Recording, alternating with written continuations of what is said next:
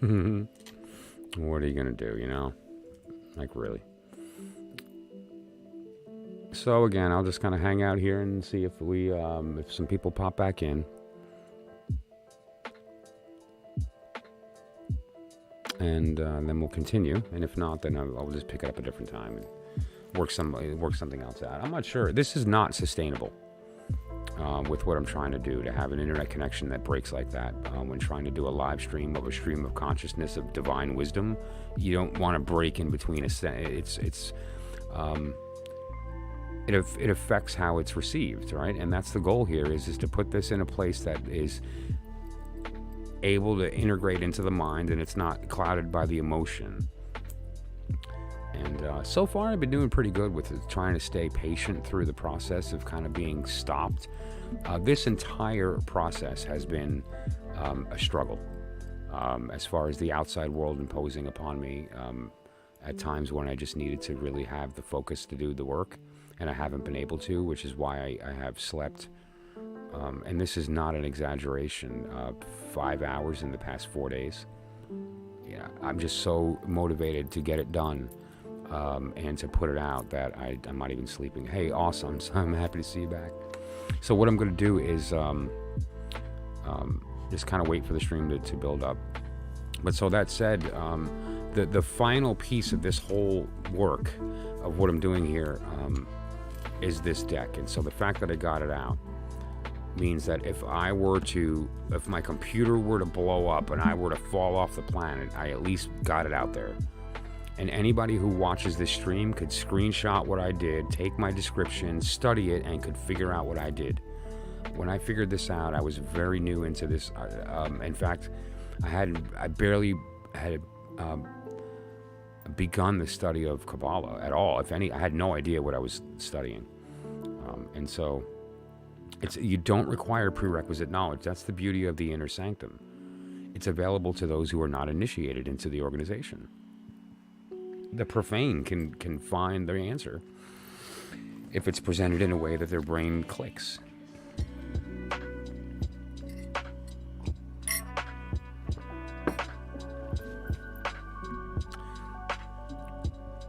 One of the frustrating parts about what just happened too is that I was about to actually apply the deck to this reading and show you how to use the algorithm, and then it stopped. It was like, and so let's wait a little longer here and see. Looks like it's just you and me, Uncle. Which, I mean, I guess that's cool. In the meantime, then, while you're here and we're waiting for people, I'm just going to pop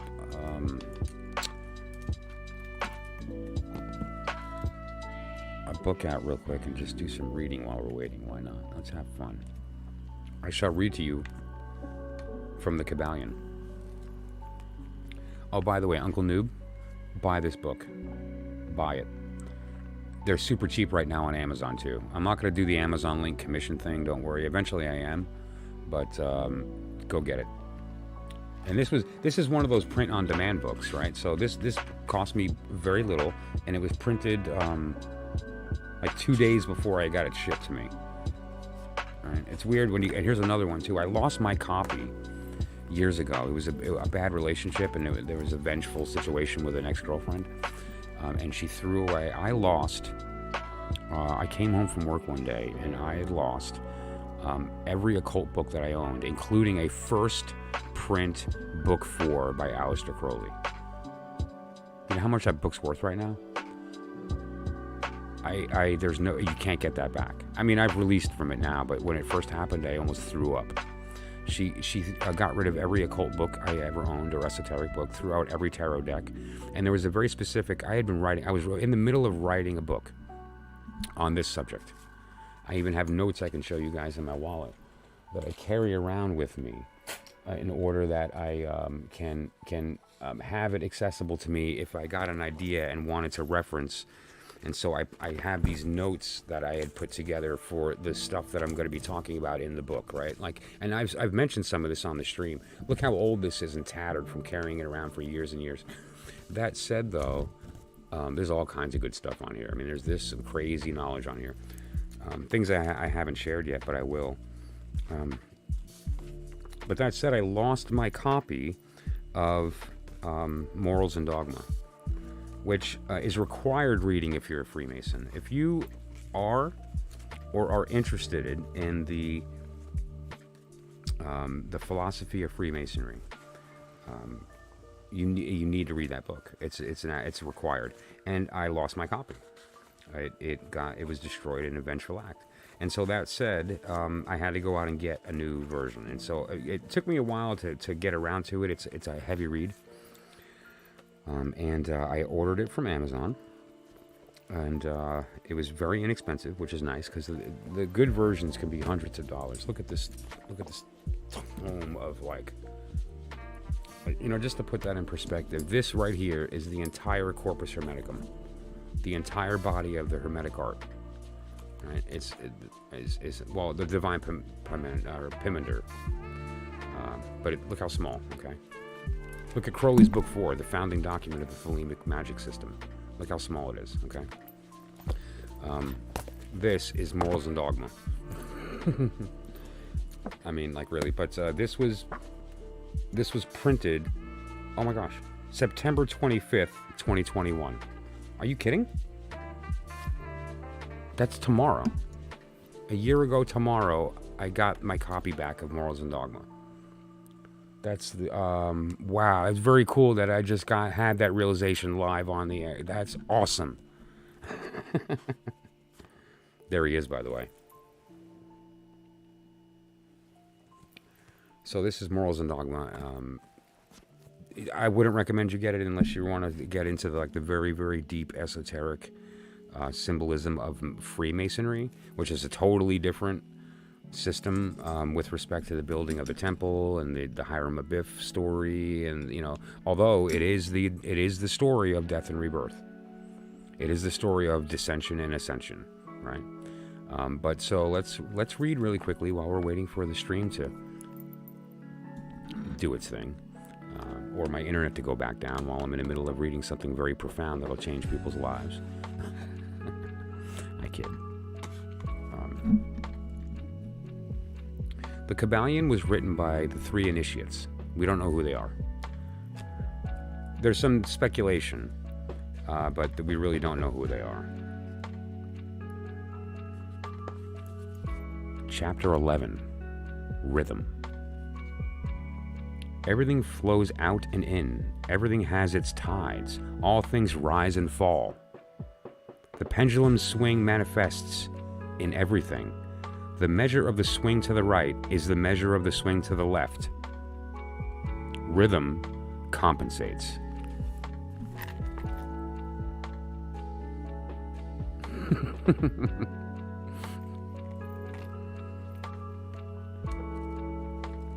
Don't you wish that worked? I mean, really, does anyone here remember the first time they watched the movie The Matrix? When Neo is taught martial arts, like, I know Kung Fu. I mean, that moment of because it's funny, of all the things that you can choose to upload into your brain, Kung Fu is not the thing I would pick. But it just to be able to just upload, the divine metronome. That's exactly what it is. Every ebb has a flow. There is no singularity because every action has a reaction. I had that question posed to me by a physics teacher once, and I was stumped. He says to me, name a phenomena that does not have an equal or opposite reaction. It's okay, well, dropping a ball, but eventually the ball is going to go up. Even a flag waves back and forth, right? It's not just blowing in a direction, it's flopping in a direction. Even if you spin a coin and the coin's spinning, it's also wobbling while it spins. There's two phenomena going on in everything at all time. And so I still haven't come up with an answer. Even God, when he existed in the beginning of time before the Big Bang and became self-aware, which gave birth to the One, and then he became consciously aware, which gave birth to the Two, And then he observed, which gave birth to the surface. And then he observed down and gave birth to the universe and the Big Bang. That whole process included the other. It's the idea that even God, becoming self-aware, gave birth to infinite space. Oh, cool. Yeah, I liked the bow staff too when I was young. I studied martial arts when I was young. I haven't in 20 years. More than that. But, and I like the bow staff too. I like the bow staff because I'm 5'6". And so it was a good way for me to extend my reach.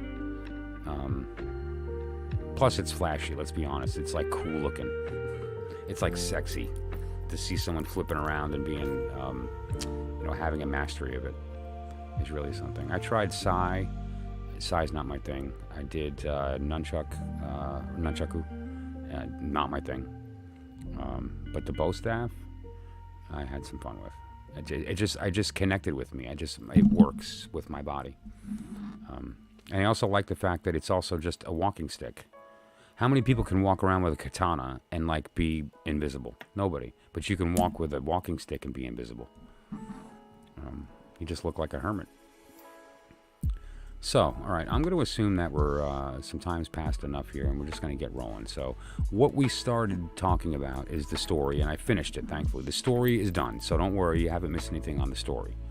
At least I don't think so. I don't know when it cut off. But that said, what we want to do now is, and we interpreted it basically. I'm not going to go through the full. Oh, cool. Wow. Yeah. Well, you know what, though? There's some things that you just don't forget. The body remembers. It's like riding a bike. Like, I haven't touched a bow staff in 25 years, and I bet you I can probably still, use it effectively. Maybe not as pretty as when I was young and cared about how I looked to other people, and so there was a flash to the technique. But I bet you I would be able to at least utilize it, and so would you. We would be able to spar and be effective. It'd be fun. But that said, the idea of the march is divine. It comes from the divine order, and that order is the basis for this entire system. This entire system works. The tarot works because the order works. 1, 2, 3, 4 must be in that order in order for us to use mathematics. If I switch the 1 and the 4 or the 2 and the 3 or whatever, and you don't, and we're using different systems for math, it's not going to work. And so, more appropriate than that, the idea of the divine order is a really, really important component here. And so, what we're going to do is look at this reading, now that we've interpreted it the normal way, so to speak. Look at the elements, right? What are the pages? All the pages are always the earthy part of the element. The cup is water, so that's the earthy part of water. What is earth? The body. Bring, physically manifest. What is cup? Emotion. The heart, love. To make physically manifest, love. To make physically manifest, the act of reception. Another way to put that is to actively listen. So that said, you do that. You go through your normal, At the end of the day, the way that we approach this, once we've done the beginning, is, pardon me for a moment.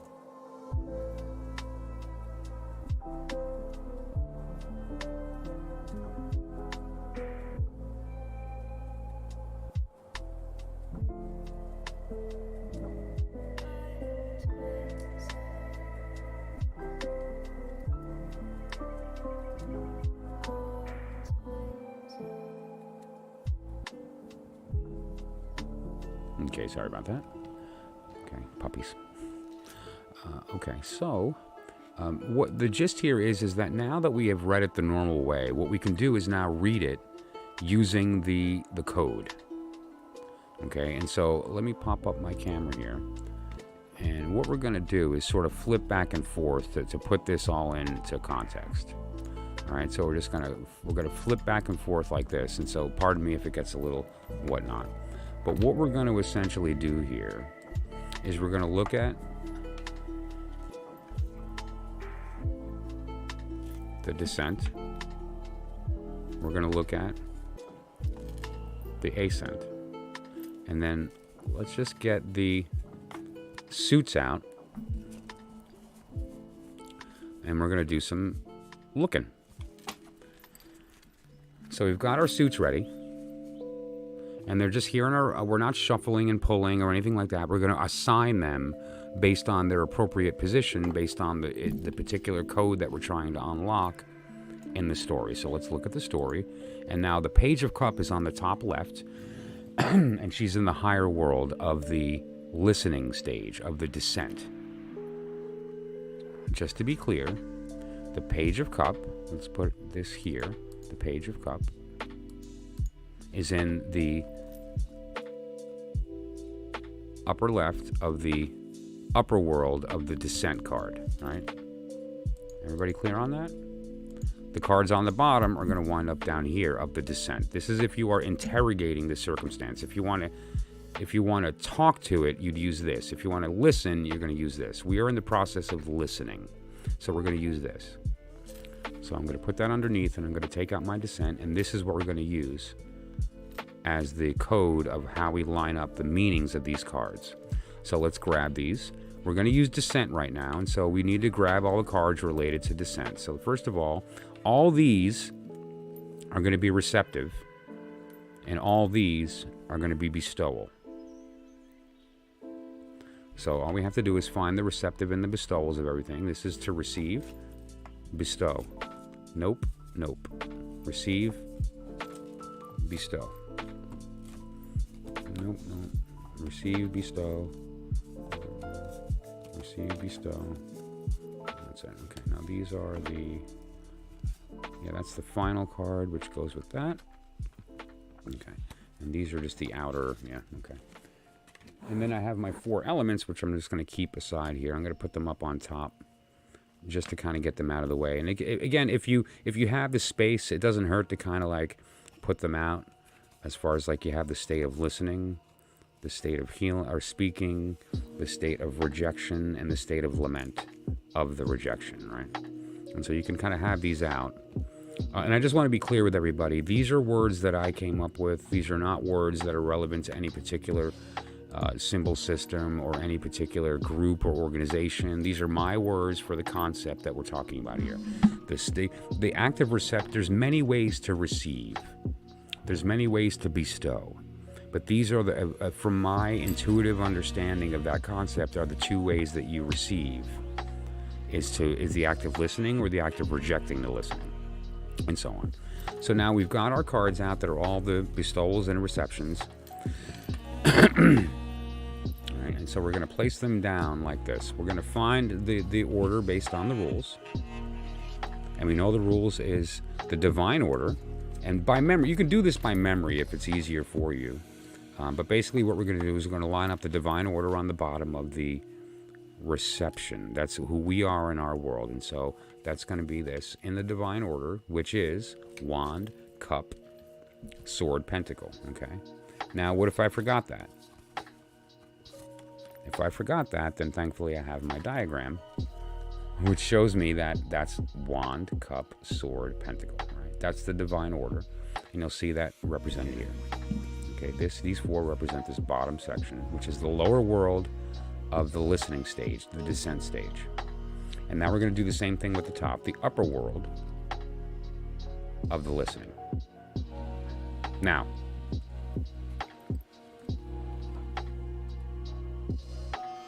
not the one I want to do. That's the one I want to do. There's a very important thing that I just mentioned here that I want people to be clear about, and I wasn't sure if I should talk about it on the stream or not, or if I should just throw out the half answer and let somebody discover it, but I'm just going to throw this tidbit out. Everything that comes from the upper world into the lower becomes opposite and backwards first. Everything that goes back up during the ascension gets reversed and backwards first, up. So just to be clear, if we are interrogating the universe, we're in the act of listening. So we're going to use the bottom of the listening card. However, the higher self is in the act of speaking. So we're not going to use those cards. We're going to use these. Okay? See how that works? And what we then do later on, the inner sanctum is this, but this is when you're trying to speak to yourself. And so forget about the secret of the inner sanctum. That's not what we're doing here. The inner sanctum is personal work. What we're doing here is reading the cards. Different technique. And so what we're going to do now is recognize we are listening.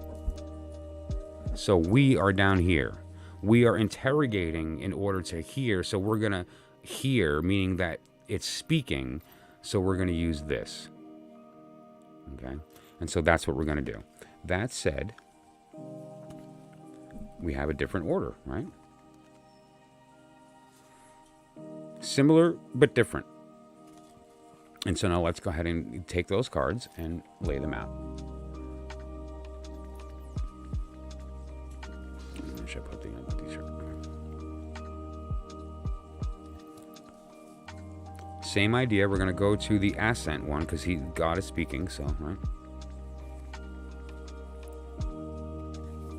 And so what we're going to first do is we need the wand of reception. We want God to bestow, but that's going to appear to us as reception, isn't it? So what we would need in this case would be the wand of reception. Did everyone just see what I just did? You see how beautiful that is? There's nothing to learn. You already know everything there is. Learning isn't learning. Learning is remembering. Same idea. If we want to interrogate, if we want to speak, we're going to be in this position. If we want to listen, we're going to be in this. We're in a state of listening, so we're going to need the cup of reception, which we have out, and we're going to want to listen from the voice of God, which is speaking, so we're going to be over here. The speaking comes from the sword. Now, in this particular case, it's not going to work.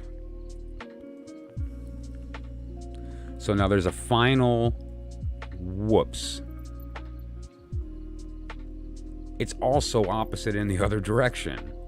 So at the same time, if you are in a state of listening, you need to be in the state of speak. When you speak, it is heard by God as listening. When you listen, it is heard by God as speaking. Yep. That's the dichotomy of this system. And so what this allows you to do is to navigate that a little better. And so when you wind up getting to that point, you come to the conclusion that ultimately the way things are set up is the way they're supposed to be with respect to this world. The reason that there's confusion and the sanctum is so easy is the fact that we're in the profane world and things are all jumbled up. We're in between dissension and ascension, so we're kind of flopping between both. When we're in the position of going up the tree, all we're going to need is this card. The rest of the deck can go away, and we just walk into this. With this, we walk in, and this is our map back home. But until then, we're bouncing between each one. So we're just going to lay these cards out appropriately based on the original. Sorry to have had to have taken you through that, but you see why I did that. Because it's this idea of the reversal that is a little hard to wrap your head around when you first start addressing the concept of the abyss and what it does to the communication between up and down. Okay. So now we're just going to use this as a template for reading these cards, because now what these are essentially are positional meanings. What these are they're court cards. These are the courts, but they're also the elements in different forms, but they're also the modes and so on and so on and so on. But what these are positional meanings, right? So when you look at it like the Celtic cross, the reason it's powerful is we know that the one position is always going to be the thing you're reading about. We know the three position is always going to tell us the thing that we don't have yet, right? We always know that the 7 position refers to kind of like how you view the world, these types of things, right? And so we use that system to develop a vocabulary for the context of the spot that the card is in. And so now we know that this spot has a very specific meaning. This spot has a very specific meaning, and so on. And we're gonna talk about that in respect and in reference to these 4 cards in the middle. Okay, so just line these up, kind of like this, roughly about the same. It's a lot easier in person. It's tough with digital. Okay, so this is the first stage of the work, right here. And what you do is you go to the reading, you look at the Page of Cup, or in the Princess, and now you go to this card and say, what is this card doing? It is bestowing the will of the divine. And what is the will of the divine? The Page of Cup. What's the Page of Cup? The earthy part of water. The will of the divine is to manifest emotion physically in the world through the will of God. Right? How do we receive that? If you look at how this card, which is our profane will, the one that tells us, get one more beer, it's okay. Or, oh man, she looked clean. That one that makes us make decisions that are bad for us can be in a state of the profane wand without any divine to guide it. If we don't have this middle section, if we don't receive divine mind, this is addiction, abuse, neglect, all these things. Like it's not good. But when we look at the position here of this card is very significant always. This position. The reason is because this card is the trials.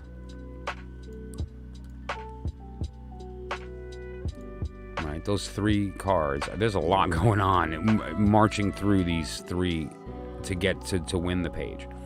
And so each individual position has its own meaning. Like for instance, this card represents divine mind being bestowed. Whether that's bestowed up or down depends upon where it is, and whether or not it's received depends upon where it's going.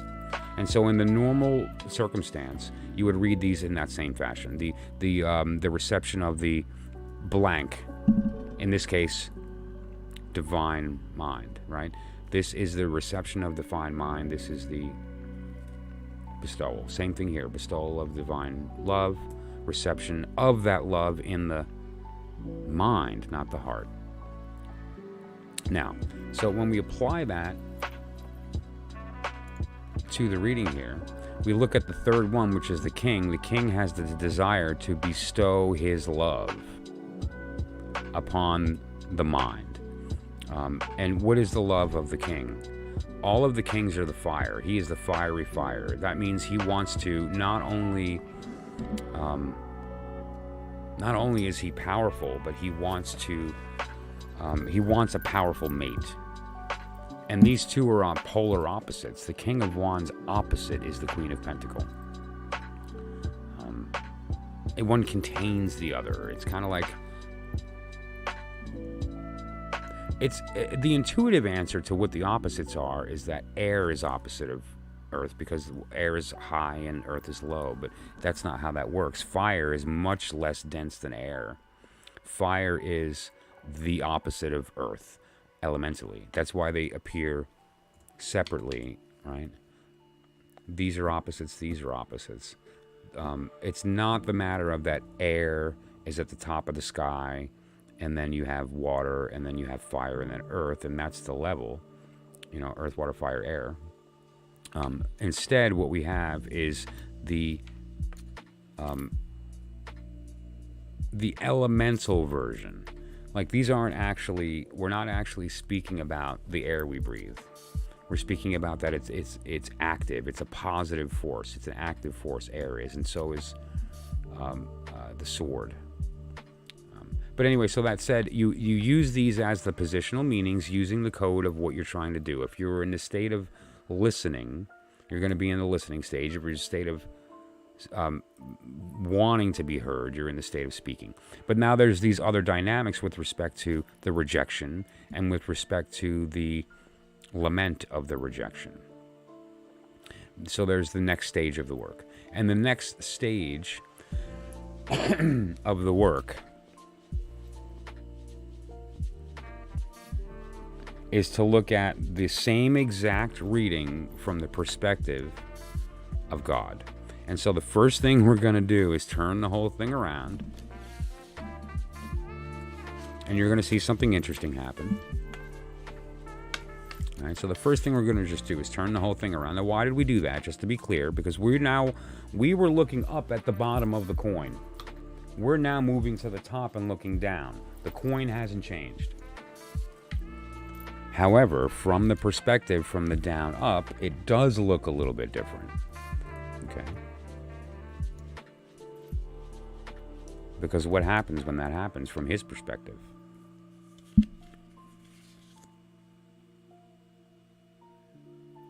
Totally different energy right now. And if you follow... Where's my mouse? If what we did is, just to be clear, because I just realized that I had the camera in the wrong place. I turned this entire thing.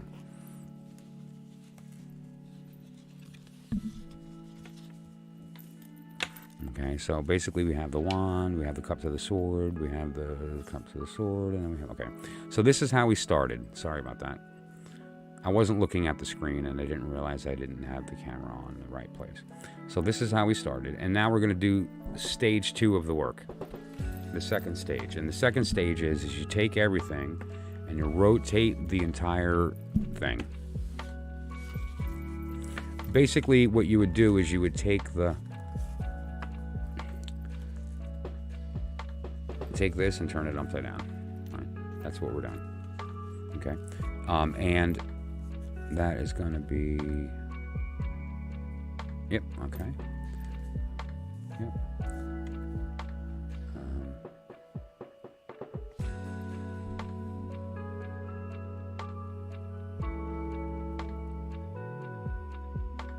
Yes. Yep. Okay. Good. All right. Now... All right, so all we did was take the whole thing and turn it around.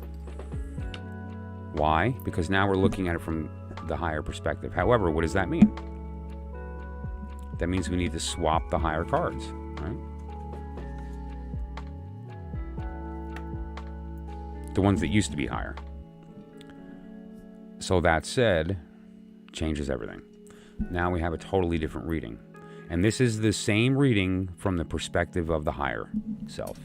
So the other one was the perspective of the lower self. Now we're looking at the perspective of the higher. So then you go back to your reading and do the same thing. Now we're not doing the queen on the outside or the knight, the sun. Don't worry about that. But we're just looking at the 8 cards in the middle. Well, 10 of them, but you get the gist. 8 positions. And so now we're going to read it from the totally opposite perspective, right? And so it's the same idea here. This is the act of reception, not bestowal. This is the act of bestowal, not reception, and so forth, right? And so now what is this? This is the idea of calling up. Notice now all the arrows are pointed up. And the reception is also up. But now we have a couple of things here that aren't really going to work so hot. This is the idea of the profane mind bestowing on the divine mind, while the divine mind is in a state of reception. We have here the divine, or the profane heart, from God's perspective, attempting to bestow upon, which is in a state of reception, the divine cup. And so this idea is a totally different perspective than the one we had before when we did that, and these were swapped. Okay? This is a little bit more, if you notice, the divine order, but backwards. And so if we now take this, don't do anything else, just return it back to its position.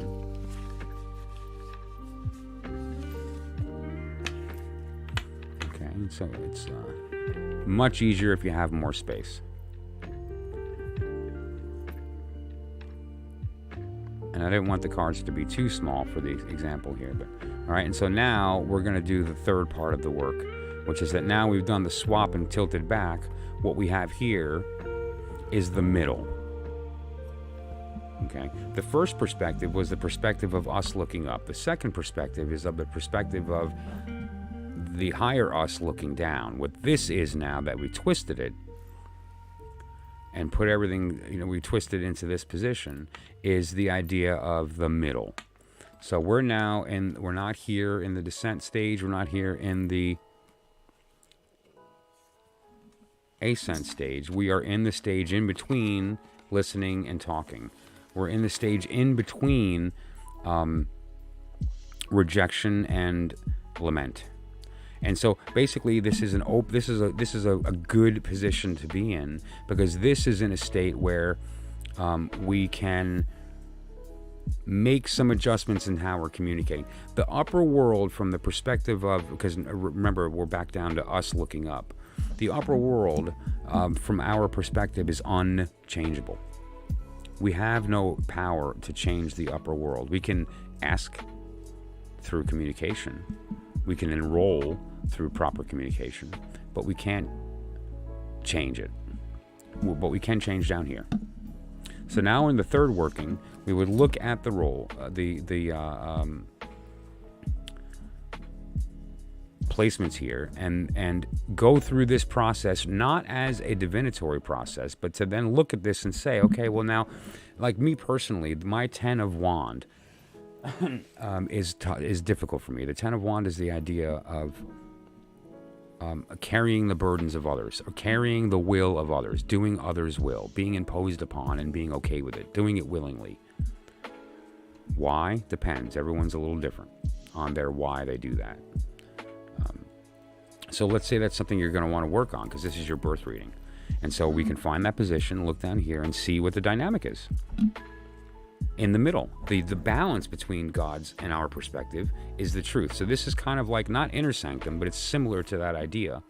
It just required us to do a little bit of swapping and then a swap back to change the algorithm.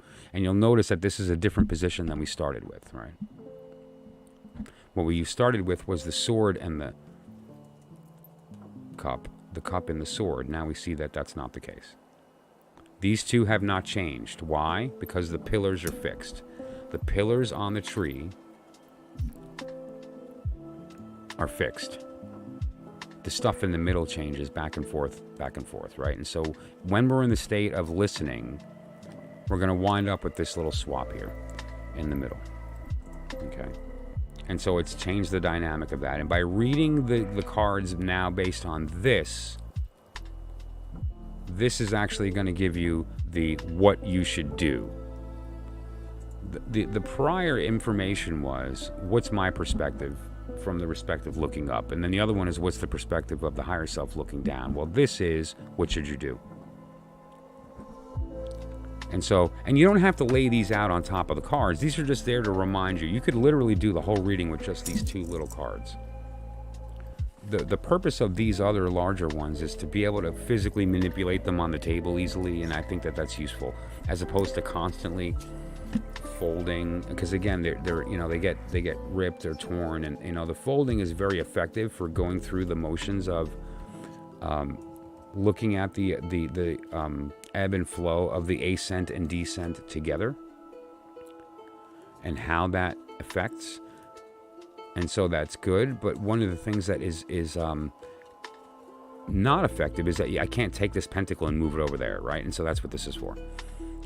And I'm open to feedback of people who use the deck physically, if they find, is it better small, or is it better big, or what you find. I think it might be good to have just like a little sort of like, let me see if I have an example of some of those cards from yesterday. That other deck that I started to build yesterday with you guys included some mini cards that represented the aces. It's basically this cut in half. So those are pretty small. And all that is 1/9 of a sheet of paper.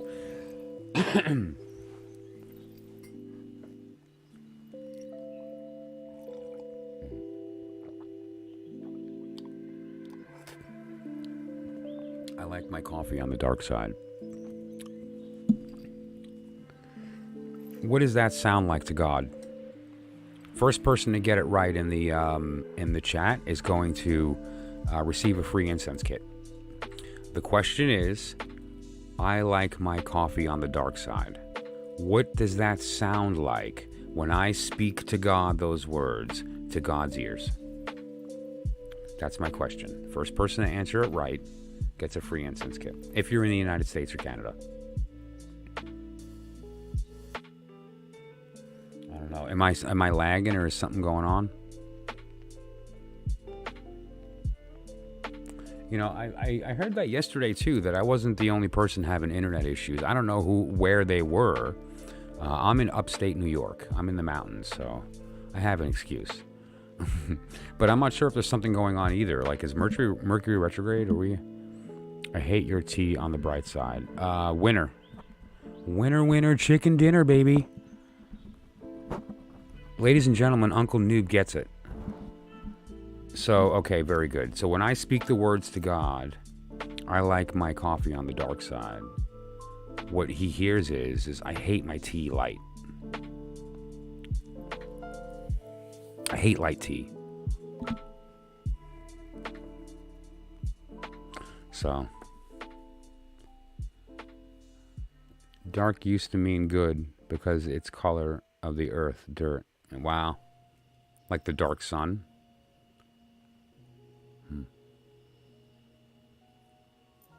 That explains why Saturn had several cults back in the day. I think the first time human beings were able to resolve the rings of Saturn must have been the most magical, mystical thing to look at. If anyone hasn't taken a telescope and looked at Jupiter and actually saw the fuzzy red, the first time that happened, I actually went, huh! It was really something. I was a little kid, and I went to my uncle's house. I was an astronomer. I was very, very into astronomy as a kid, big time. My hero was Neil Armstrong. And so, and what did he do? He got lucky enough to be the first one. Looking at it as an adult, the one that's the real hero is a dude that built that rocket and got 3 men back alive. That's the hero. But anyway, that said, though, I was really, really into astronomy, and I had a really, really cheap, $25 telescope that, all it did was turn a bright spot into a bright spot that's alone. Like when you look up at the sky, at least there's lots of bright spots, but when you look at through a cheap telescope, if you look at a star or a planet, all you see is the one bright spot, and that's all. It doesn't do anything. My uncle, however, he was a dentist, and he had he did well financially, owned a practice, whatever the case, and he had this telescope that was it was probably $6-7 grand, and this was back in the 80s. That's a lot of money in the 80s. And he's like, oh yeah, look, I got Jupiter, I got the disc in on my. I'm like, oh really? He says, go look, and I peer into the thing, and I see this reddish, brownish, yellowish. It was like reddish brown. It was almost like it was more yellow than I thought it would be. But I saw the spot. And I was it was and it was a reaction. It was like a knee jerk. It was kind of like, oh my God, the spot's real. When you see a picture or you talk about it and whatever, it's one thing, but when you physically actually, because here's the thing that happened in that moment that's important to realize. A beam of light was born inside of the sun.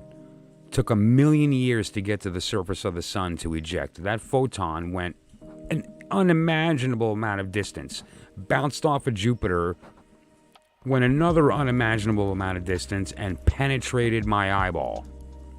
And I experienced that real time, right? I don't know how far away Jupiter is in light seconds or light minutes or whatever it is, but that light touched Jupiter and then touched my eye. Now, I want to be clear with the people here in the stream. That's a literal thing, right? Like that touched my eye. And it touched Jupiter first. The photon that touched Jupiter physically penetrated my eyeball. Now, consider that this doesn't happen on the stream, so this isn't going to count for the stream. It's being digitized on the way out.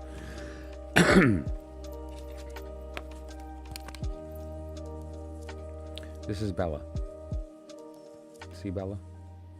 Bella is a Pomeranian. Bella passed away recently, and that's one of the reasons that Melanie's in the house is because Bella passed away. She was an old lady, and she was a sweet, soul. That's a photograph. That's not a digital picture. That's a photograph.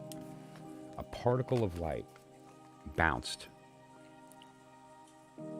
and touched her. And then it touched this piece of film. The light physically touched the film and reacted with some chemicals and changed the color of the film, but it touched the film. So when I'm looking at this picture of her and I touch it, she touched it. She's imprinted there. That's not just some kind of like rendering of this dog. That is her memory burned into that. And so it's the same idea on your eye with Jupiter as an example, right? Just so how awesome is that?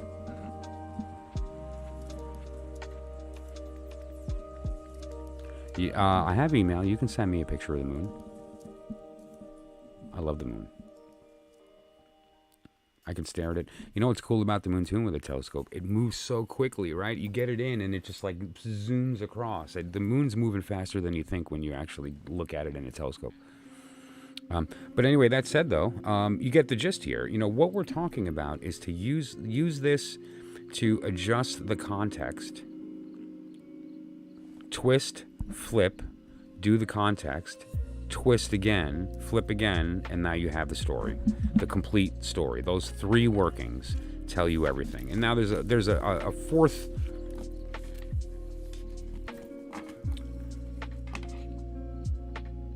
working, which is the idea of recognizing the Knight of Sword here.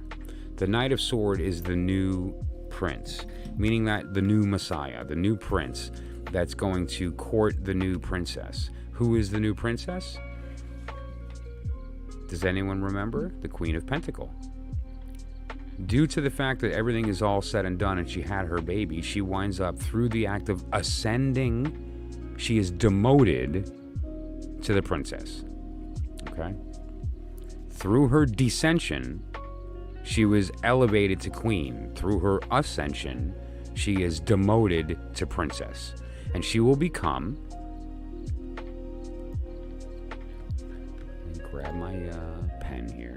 She will become the Princess of Swords, who will be courted by the Prince of Sword, who is the child of the Queen of Discs. Okay. The Knight of Sword, the Prince, is going to court the Princess of Sword. The Knight of Sword is the son of the Queen. Who's the Princess of Sword?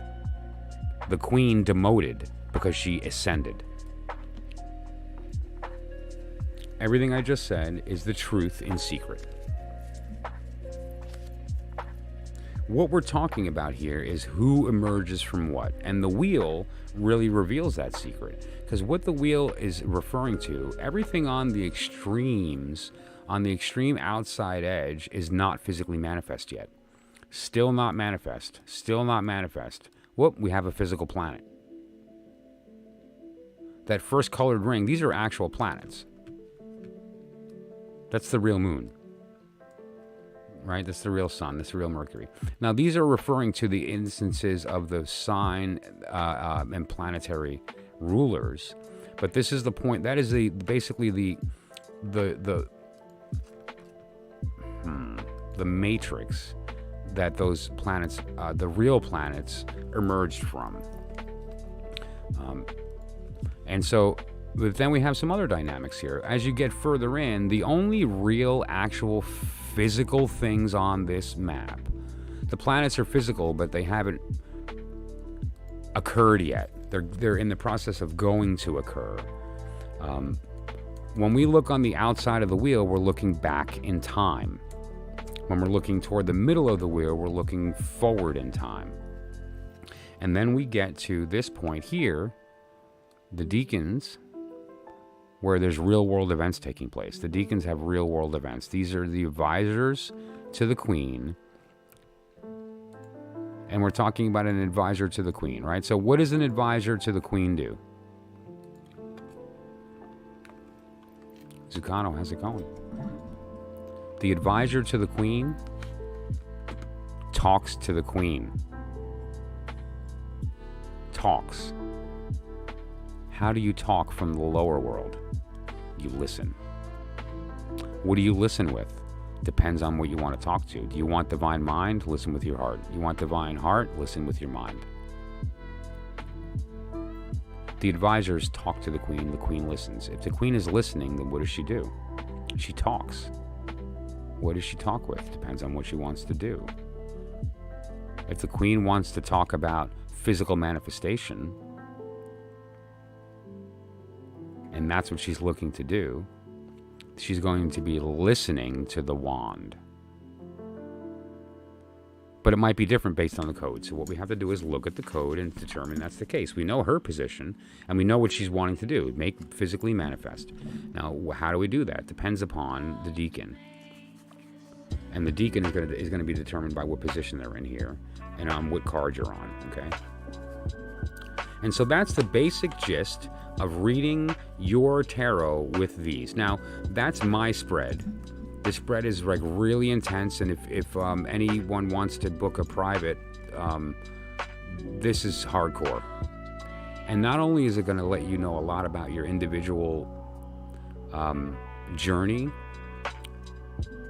because essentially at the end of this process, just to be clear, here's the truth told openly: you're the knight, you're the new prince.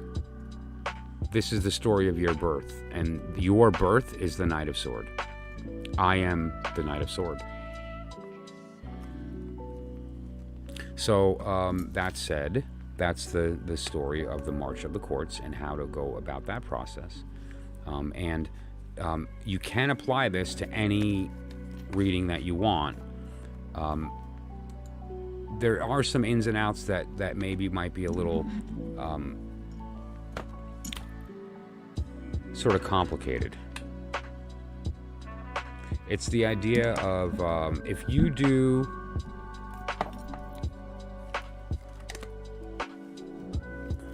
a 3-card spread, how would you use this?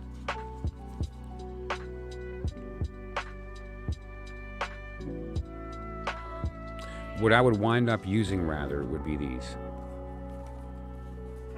Like, use the elements. And from the... Did I put my elements in my deck? I didn't mean to stick them in there. Where are my elements? There's 2 of them hiding here. There's one.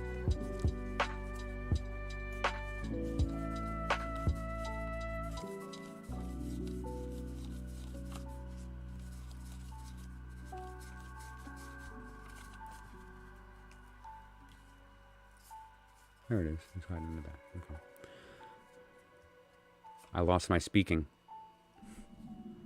I am voiceless. Okay. So, that said, there are specific ways to apply this to individual readings that don't fall within the mathematics, i.e. the specific position. And the way that that's chosen is you decide what is the goal of the reading.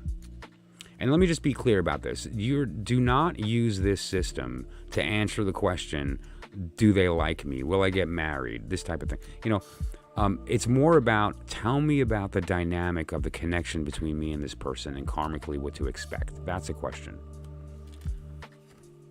I've said this before on the stream, like, will they say yes? That's a great one. Yeah, they'll say yes. But they're going to rob and beat you.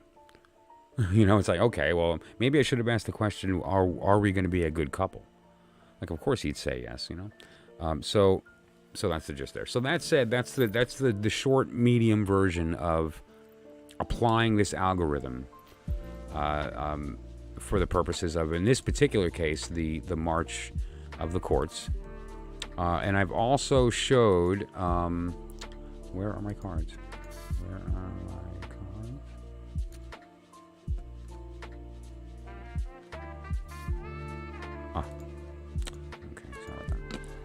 There we go. There's other readings that I've shared as well with respect to doing, like, take this and now get the same reading for the birthday of a love interest, the birthday of a child, you know, one of your kids, a birthday of an event, a future date, to see how that's going to work. There's a lot of ways that you can use this. this and the other. And whenever you're comparing is when we would get into using 2 decks, or what we could do, and I didn't do it in this circumstance because of the fact that I was using the on-screen graphics. The top cards would be black and white, and you would use a black and white deck for that purpose. And the bottom cards would be color because the manifest world is in color. Okay? And so that's that. And as the channel progresses, I'm going to get further into the idea of the different ins and outs of what decks to use and other techniques for reading different spreads and all this kind of stuff that, I can't give it all in one stream. It would be way too much information in one stream. I'm going to get these put away here. Okay. So that said, I'm going to move on at this point. Well, first of all, let me just stop and say, does anybody have any feedback, questions, anything that we're unclear on that I can speak to before I move on? Because what we're going to be talking about next is listening, speaking, rejecting, and lamenting. And I might have to put that off till tomorrow because I just realized it's 20 to 6 in the morning. And so, okay, please email it to me, like really. Not only do I love astrology picture or astronomy pictures, but my youngest daughter is also like a super uber space nerd, and I would love to send her a really cool picture of that. We totally fanboyed on the James Webb Space Telescope. Did anyone else fanboy on James Webb? I could not wait for those pictures, man. Like really, when you think about what you're looking at, oh crap, you know? So yeah, that was a biggie.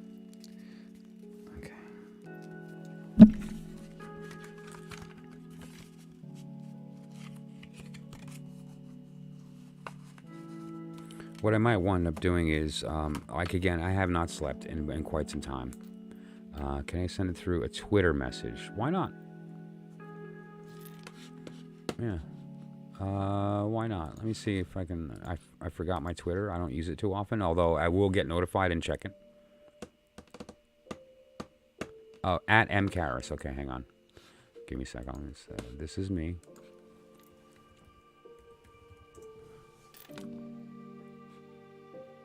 On Twitter, okay.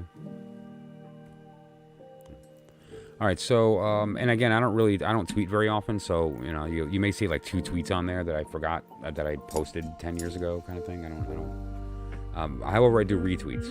There's a couple of people that I follow: Neil deGrasse Tyson, NASA, MTG. Anyone in the room know what MTG is? If you do, then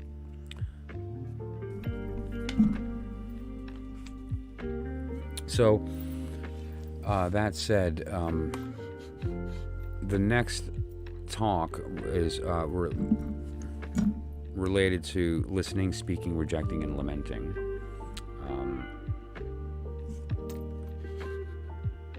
This is related to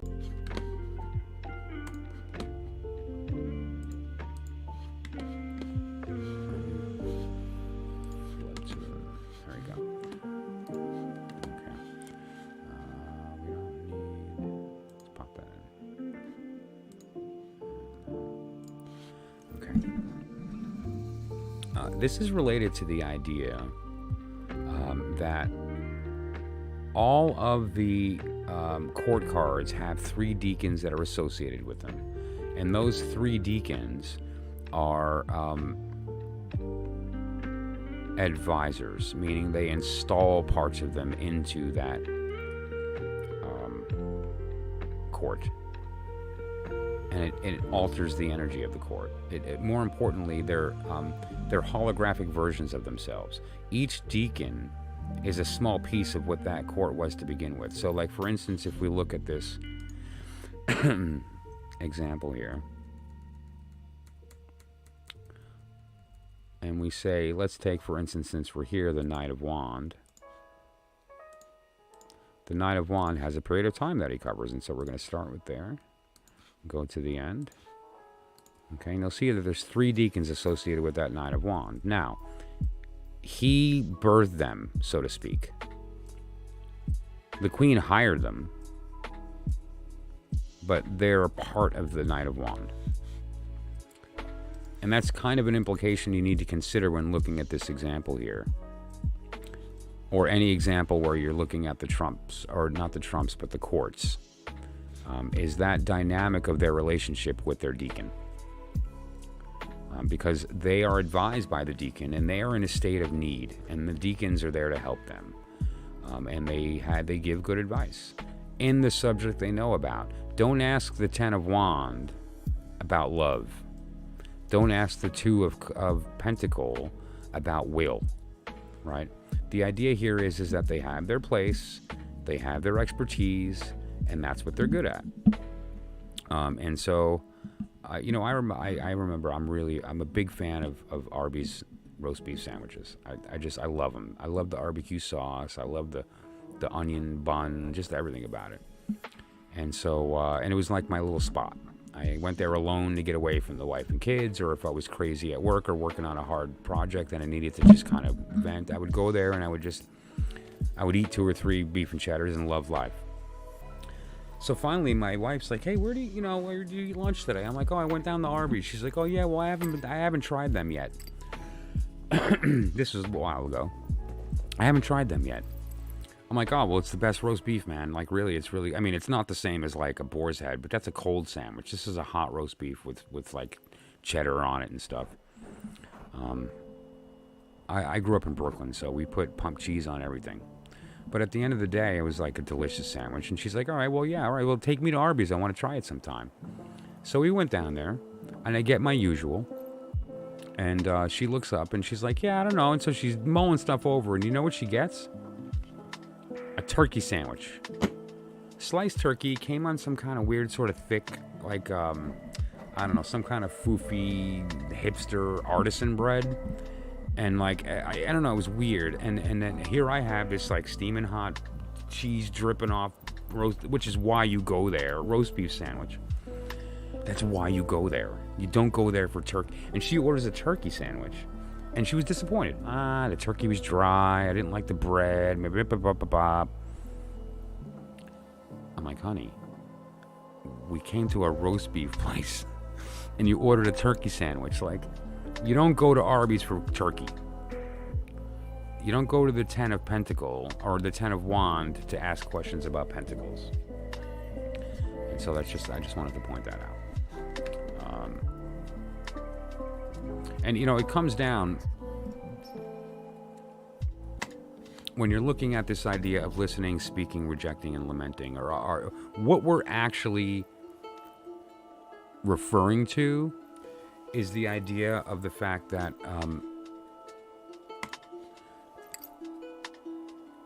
these 4 operations can be applied to anything.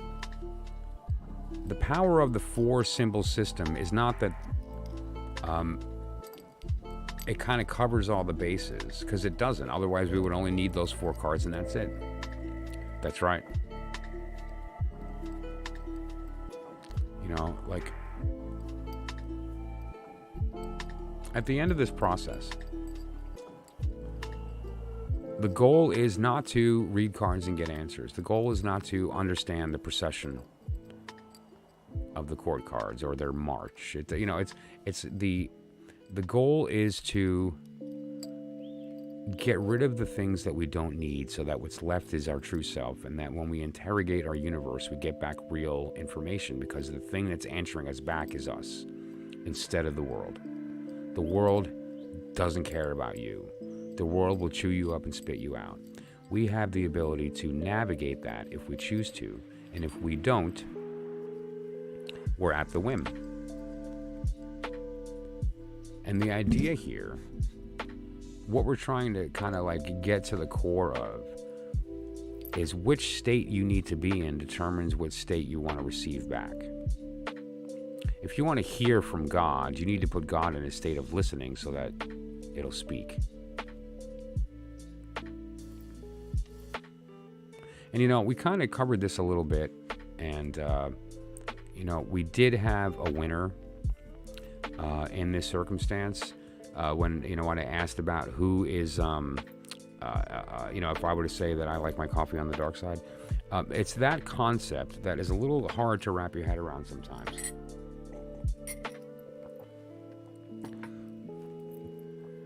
But that's really the basis of the work, and that's why it's difficult to be a human that walks the path of spirituality, because we are destined to be stuck in that bottom place and to not go anywhere else. We think the tarot is this one little section, and then we unfold and then realize it's way bigger than we ever imagined. And I can't even begin to tell you all the correlations in this little package of truth here.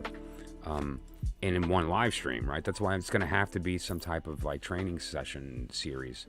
And we do it on an individual basis, because some people this comes to like that, and some people it takes years to integrate. And if you're on the latter end and you're the type that it's going to take years, then you need some coaching, right? The whole goal of the conversation here is exactly that. We want you to achieve a conversation that is real with your higher self. But how to do that is by you having a conversation with me. Because who am I? I'm your deacon. You are in the process of attempting to interrogate the universe to hear back your voice, but you can't do that. Our universe does not speak with a voice. So how do you do that if you want to hear the voice of God? We talked about that. We understand the algorithm.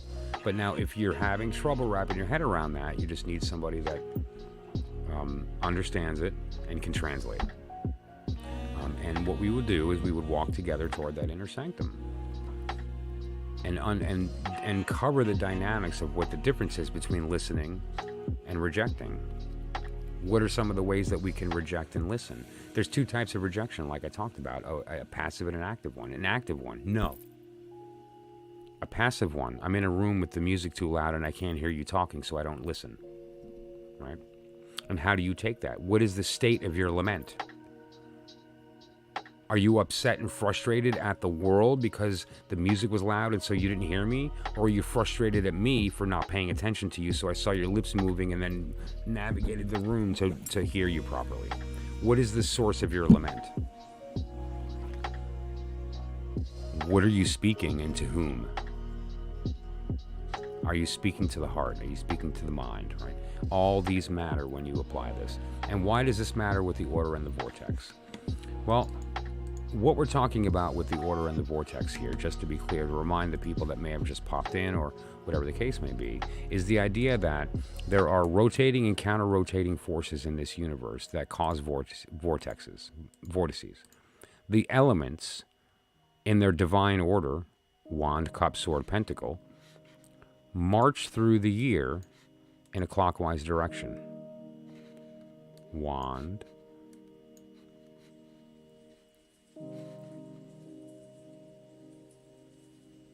oh, you know what we're looking at right now? I'm looking at the wrong diagram. Right now we're looking at the smalls. Wand, cup, sword, pentacle. Clockwise. Sorry about that. I had the wrong one up. I meant to have this one up. I'm so sorry. But you get the gist. And now the elements themselves as well within the wheel are wand, cup, sword, pentacle. This is the divine order. Okay? And how do I know that? Because I have my deck said so. It says it right here. It's in here and it shows me the divine order. Like, I don't need to wonder what the divine order is, because all I need to do is to go to the world I live in and look at the bottom. There it is. That's the divine order. Wand, cup, sword, pentacle. Okay, so let's look at the wheel. So what are we looking at here? Wand, cup, sword, pentacle going in a clockwise direction, right? It's going this way. Now that said, there's another direction that some stuff is spinning, and this is the zodiacals, the deacon march, the actual numbers 2, 3, 4, 5, right? That's going in a counterclockwise direction, and the friction caused by the counter-rotating forces is causing this to create vortices, right? And those vortices are what are literally responsible for the creation of our universe. It's within the ebbs and the flows of those vertexes that are created by the counter-rotating force that cause all manifest reality. And each tick of this counter-rotating energy creates that vortex of creation, of possibility, of creation. And what are we speaking about?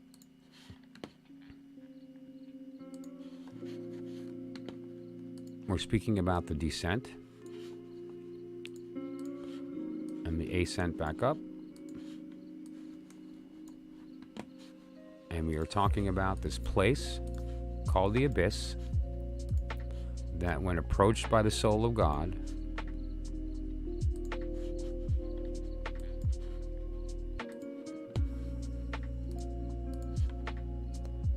gets twisted and turned and emerges in our world as black.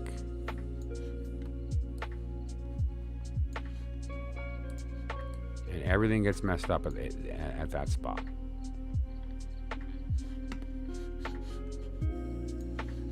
And there's going to be a point in the very near future that we get a little bit further into what we're actually talking about here with respect to that descent.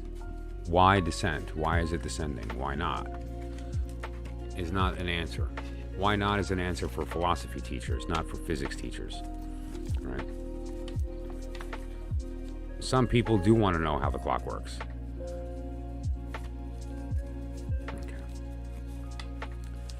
And so what we're talking about with respect to the idea of, pop back over there, listening, speaking, rejecting, and lamenting. These mean something, and the thing that those mean comes from those vortices. So what we're talking about here are listening, cup, speaking, sword, rejecting, pentacle, or is it wand? And lamenting, wand. Right? The pentacle is reject. It's hard, solid, stubborn. The sword is active, speaking, wanting to be heard. Right? It's beautiful language. It really is. And these are the core of what the qualities of these elements are. It's not just about reception. It's about what it is you're attempting to receive. The act of listening is different than the act of hearing. We can't not hear. You may not realize that you're hearing because you're focusing with your eyes, and so your attention is on your eyes, but your brain is taking in auditory data, whether you like it or not, whether you know it or not. Even though you're just listening to the podcast, or you're just listening to the music, or you're listening to the new whatever, your eyes are still taking in information, and if you close them, you're still taking in light in the form of the sparks that go on in your eyes from like neutrinos hitting your eyeballs, and you've got stuff with like circulation going on, whatever the case. The point is you can't shut off the senses. And so even though you think you're not listening, you are. Even though you think you're not looking, you are. Feeling, smelling, tasting. Speaking to yourself. The soul is always talking. It's never not talking. It's incumbent upon us to listen with the ears to hear so that we can discern the truth from the lies. And so when it comes to this idea of what is listening, what is why, it depends upon which direction you're going, whether you're active or passive. And, in the middle of the wheel here, which I mentioned to some people once, that I'm going to be talking about, in the middle of the wheel here,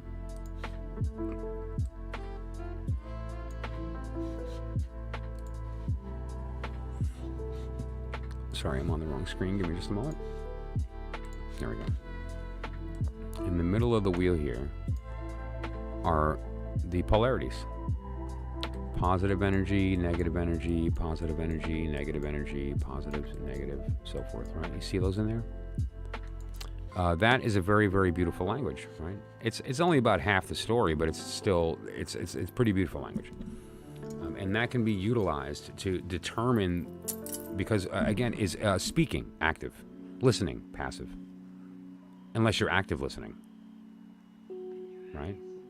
Or, same thing with want. Active want and passive want. Passive want, well, I'm hungry.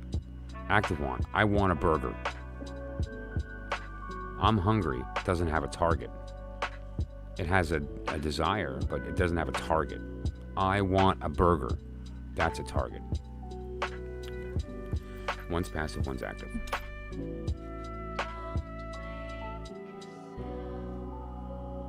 Wow, right? Yeah.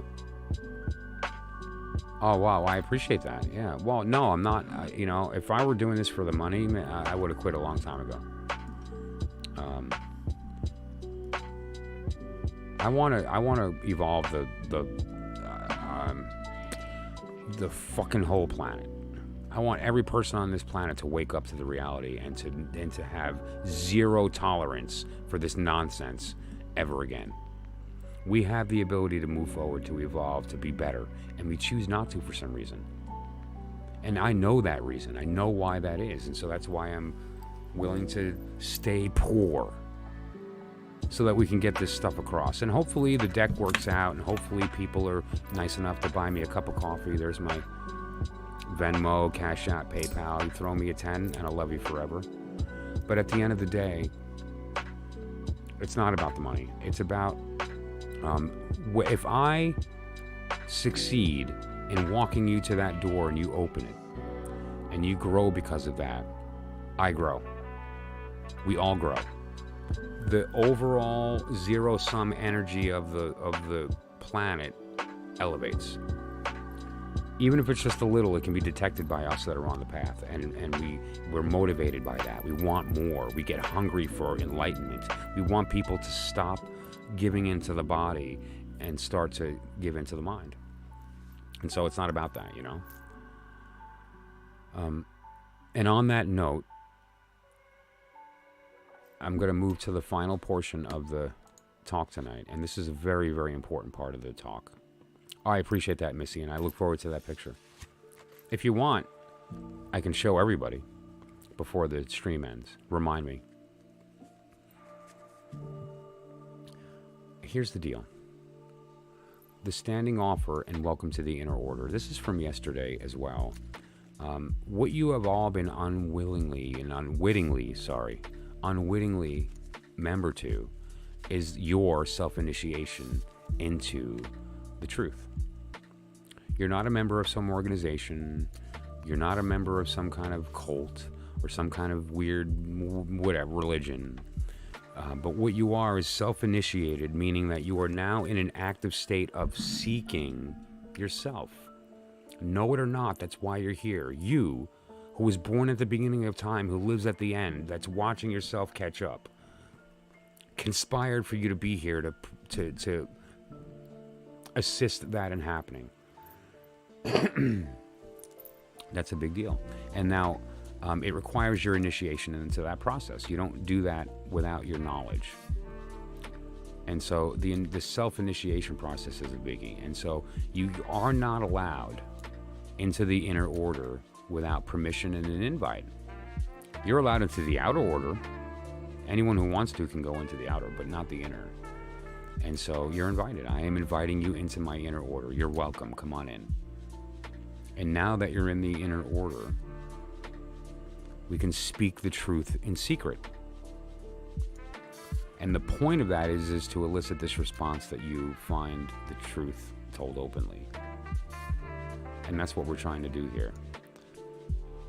No, unfortunately, I've never heard of the book. What is Light Body? I haven't. I'm sorry. I'm happy to look it up, though. So what we're getting at here is the offer. I made the offer last night. And I'll make it again. And I'm going to make it every stream until I find her. There is a woman that's out there watching this video, whether it's right now live or in the future, that understands what we're doing here. That maybe not is an occultist or a hermeticist or an esotericist or a philosopher or a theologist or a theosophist or any of these things, but they may have an intuitive understanding of the concepts that I'm talking about. And you'll know. It's going to ring in you like, yeah, what he said made sense. And when he put the cards out, wow, I got it. I need you. It's enough time that I've been doing this alone, and I need another source of energy to continue this process forward creatively. And it needs to be a woman for energetic purposes and otherwise. Sexuality doesn't matter, just gender. I don't care who you love as long as you love somebody, but you need to be a woman. It needs to be feminine energy and an artistic side with the ability to express creativity, right? Because that's what I'm trying to do here, is to build a deck that is easy to use. And so the design matters, that we get it clear and concise, and that the more important, and this is why I insist on working with somebody on this, that the integrity of the information isn't damaged due to design. And so that said, you'll know who you are if you're the one. There's only one person out there that this is for. Whoever you are, be my priestess to my magician. I will come as a magician. I will bring you 1,000% devotion. I will not sleep if that's what it takes to make this thing happen. And the goal is that by the two of us doing the proper work, which is respecting what we're trying to create, that we approach it from the appropriate place of the mental and the emotional, being in the right conversions, and understanding the goal of the work, which is not to become enlightened, but to enlighten others as the goal. If you have a passion to change people's lives, and you're creative, and you are open to this information, contact me. I'm looking for people that we can help to build a community to develop this deck and do it real. I even thought about doing a Kickstarter and asking for money to kind of get some people together, but I don't want to do that. I'm going to do it energetically, and we're going to do it for free. And the decks that I build originally to generate some income to now mass produce and like go to a Wiser or go to a US Games is going to go from, there's a lot of resources online that you can print a deck once you have the artwork done. You just upload the images and you can print them on demand, and that's what I'm going to wind up doing. The deck's available right now if anybody wants one. Right now. We'll work together on making it made for you in real time. We'll have it. You saw the drawing of it takes no time. That's not what the deck is about. So what we'll do is we'll get together on a live one-on-one, private. We're not going to do it in a group. I'm not going to build this deck on a live stream group. Although I've revealed 60-70% of it. It's 100% here, but just 60% or 70% of how I use it. But that said, anyone who wants one can get one now. We just have to have the conversation about when we can get together and what medium we use, whether it's going to be Zoom, Meet, Facebook, whatever the case may be, and go through that process. Okay.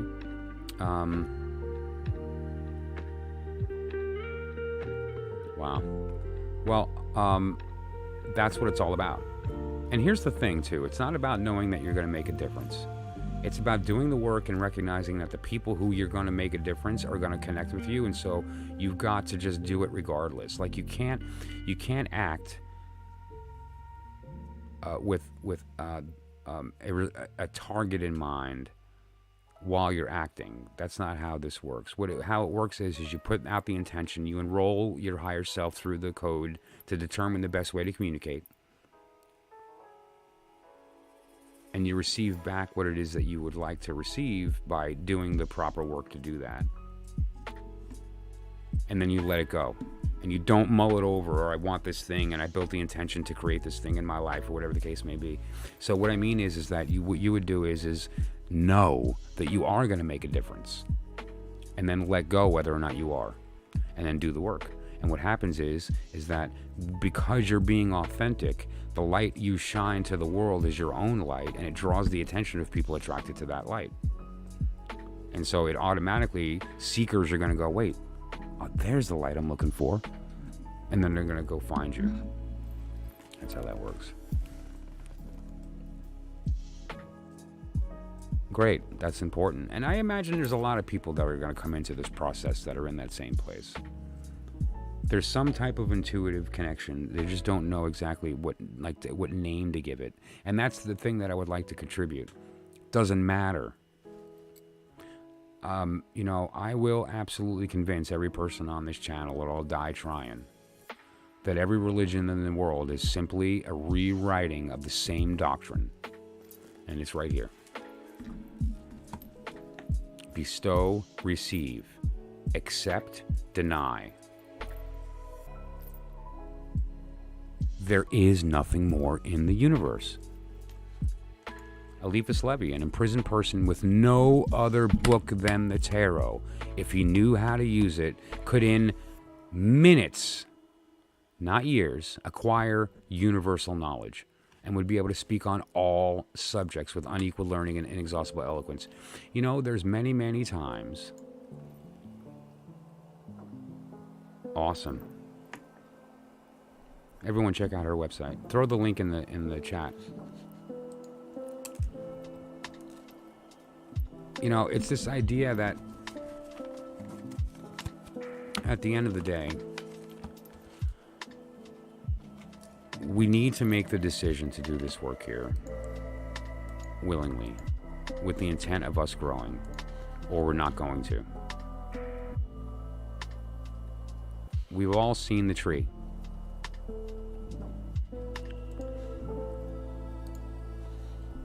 And we understand basically maybe what this references. The 10 on the bottom is our world. The entire expanse of 100% of the manifest reality exists in that little circle on the bottom with the yellow, red, green, and black. That's all physical manifest. The rest of it is the ladder back up. And when you get to the top, number 1, you realize that you're now at the bottom of the second tree. What? Yeah, there's 2 trees. Of course there's 2 trees. There's the tree of the lower world, and there's the tree of the higher.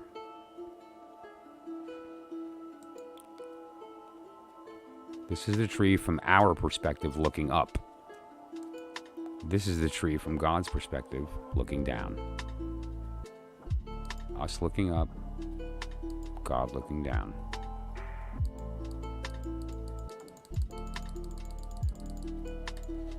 Now what I'm going to do then is take this here and just overlay it. The idea of overlaying is the idea that we want to take the image as it stands and take the image underneath it and combine them. And that's the idea of overlay. And so what this image you're looking at now is the upper world tree of our higher self, the lower world tree of us together. Yeah, as above, so below. Yeah. Yeah, that's the Emerald Tablet of Hermes, which I read from at the beginning of the stream, or beginning of the second stream when it went down, and it was just me hanging out with Uncle. So, but let's see. It's the Kabbalions in the last part. So Hermes Trismet, the Emerald Tablet of Hermes, which if people haven't read the Emerald Tablet. The Emerald Tablet is everything, and it is literally 10 sentences. And so I will be reading you the Emerald Tablet of Hermes before the day is over. It's very short. This is it. This is the entire Emerald Tablet, from here to here. That's it. Now there's more to it. There's the golden tracks and some other stuff, but this is just strictly the. And there's a bunch of translations. Isaac Newton translated it. Here's Isaac Newton's translation of the Emerald Tablet of Hermes.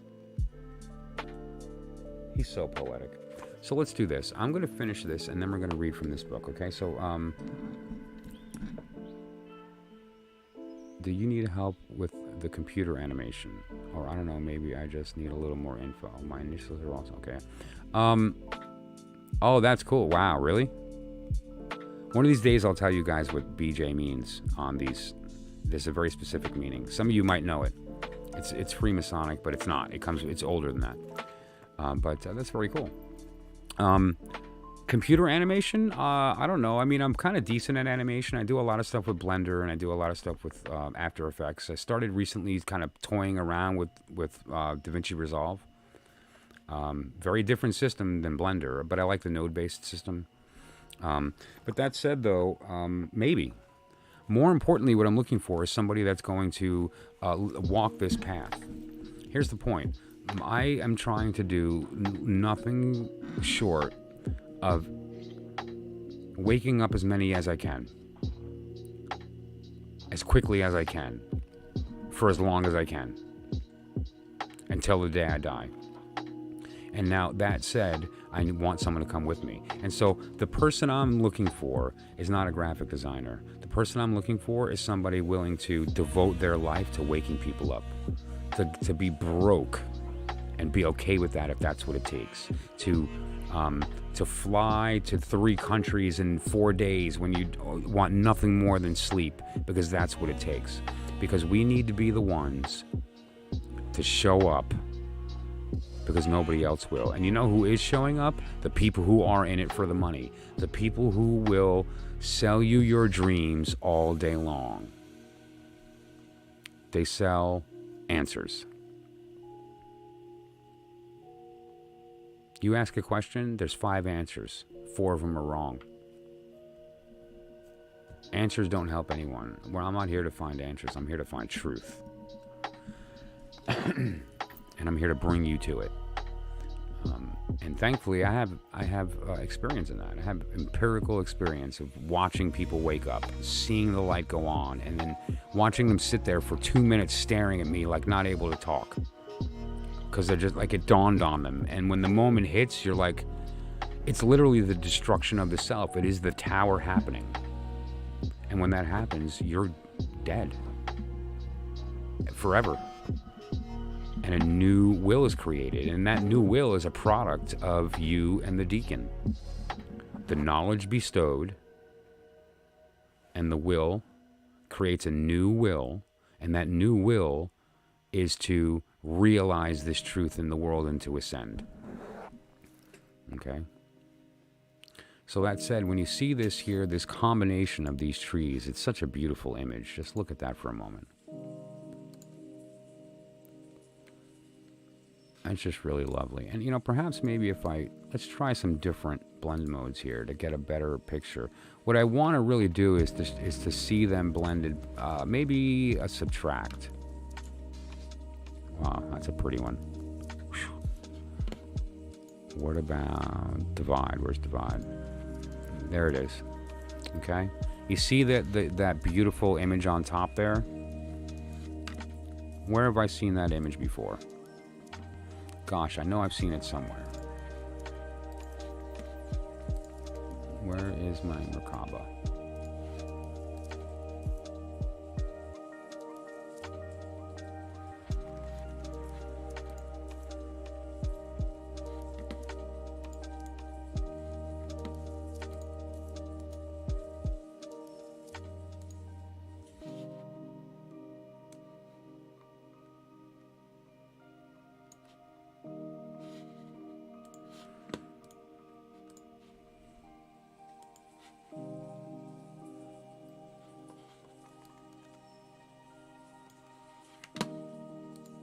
And there it is.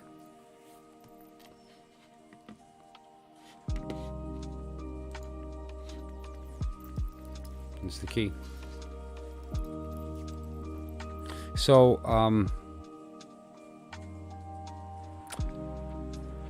join me. Because I'm going. With or without you. Whoever wants to come, let's do this. Here's the point. It's time. If there is that energy in you that's like tired of the way the world is, and you're tired of talking about the fact that you're tired of it, and watching people do nothing but complain, you know, and make posts and scream into their echo chamber. Truth. We need to be responsible for it. Oh, that's great. What a job. That's really great. There's a few careers that are really special. You know, children Children are a big deal because, especially the way the world is right now, you know, and if you look at especially here in America, this is a general statement, so I'm not talking about the whole country, but as a general rule, kids are in a bad place right now with respect to how they're raised, the attention level they get, what kind of attention that they're getting, and the identity stuff that's going on. I have 3 daughters, okay? It's not a joke.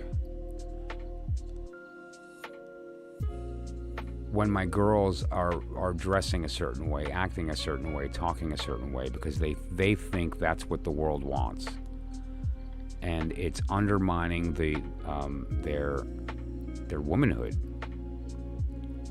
for the sake of trying to be the target, the object of someone's desire, so that they can have their self-esteem enhanced when the whole game is fake. Oof. That's harsh.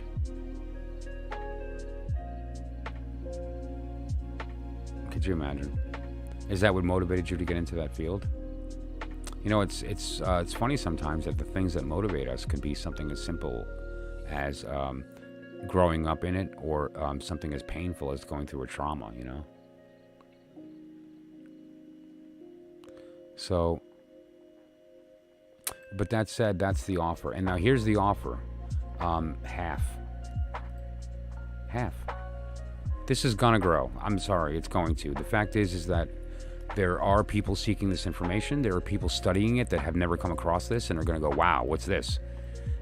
There are people who know this secret that are gonna probably want to contribute to it, or to make sure that it's polished and where it needs to be. Because those who actually study this are just as interested in the integrity being maintained. So that said, the coming period of time is going to be related to using this work to make change. Readings are great, and I'm going to continue to do readings moving forward. Now that this deck has been revealed, the Vortex has been revealed, the Divine Order has been revealed, the algorithm, all of it has been revealed. I get to do something very special right now, which is take a deep breath.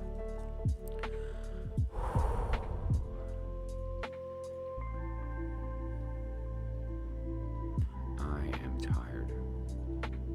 And have the rest of the work being done. Now, the work is done. And what that sounds like to God is that it's just begun. So that said, and it has, because now we've got to make it beautiful. We've got to somehow manage to take truth and make it marketable while not damaging the integrity of the truth. I don't want candy. I'm not here to sell candy. So, it's going to be a fun process moving forward to have an actual mass-produced version, but in the meantime, I'm going to be sharing everything that's in here, including all the cards and the little white book, to whoever wants one. Contact me. We'll talk about the process and everything else and how we can go about that and what is an appropriate compensation, if at all, as we go through this growth process. Can you find this information on your own? Absolutely. I mean, I did. It was an accident. There was a series of events that took place that kind of made things click for me, but hopefully I can be that for you, and we can walk into this situation here together and to get to that point. So, on that note, I shall read to you from the Kabbalion. Actually, no, I'm going to read to you the Emerald Tablet, and just for the heck of it, I'm going to start with Newton, because why not? Let's see, 12th century Latin. What's the oldest version in here? The original. Yeah, the original. I don't think they have a date on that. It's ancient Arabic, but it's very old. 12th century Latin. Isaac Newton. Okay. So.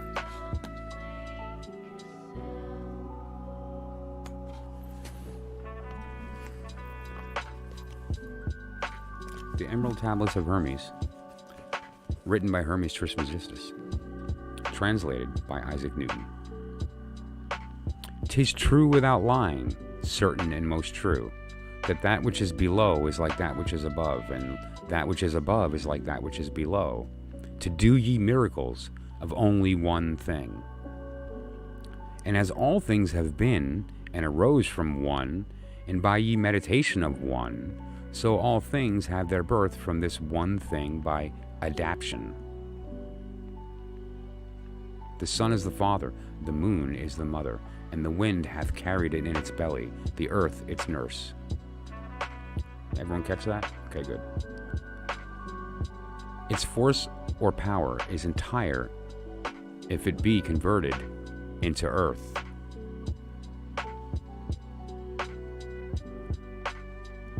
It's the truth and secret, right? Separate thou ye earth from ye fire, ye settle from the gross, sweetly in great industry. Right?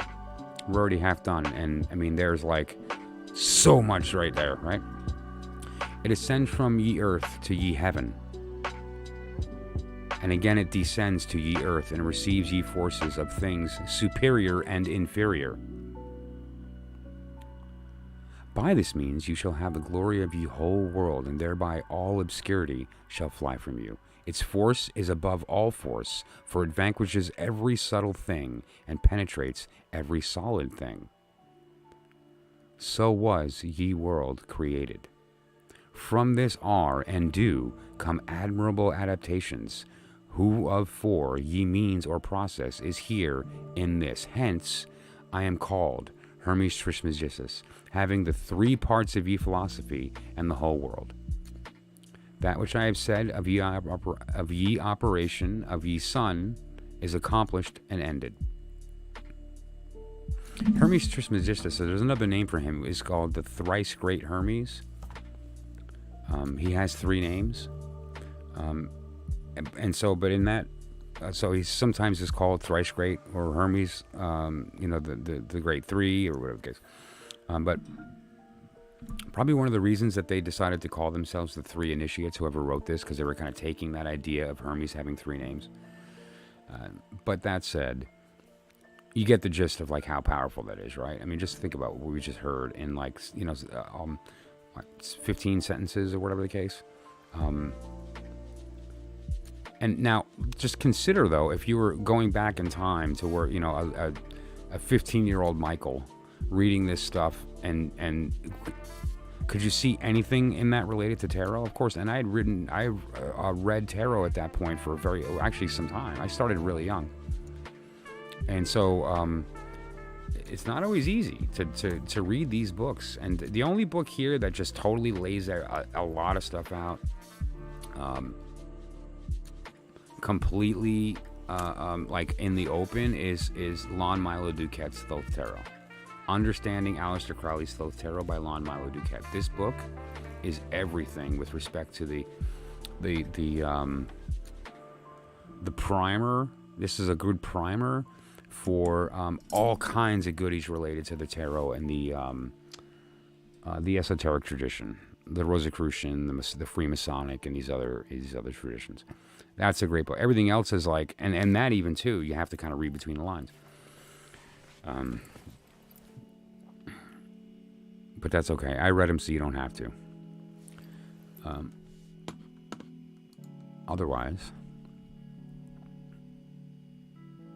I think I covered everything. I think I get to take a breath, and I think I get to relax and enjoy the fact that this happened. The live stream went down 7 times in the past 2 days. Yes, think about here.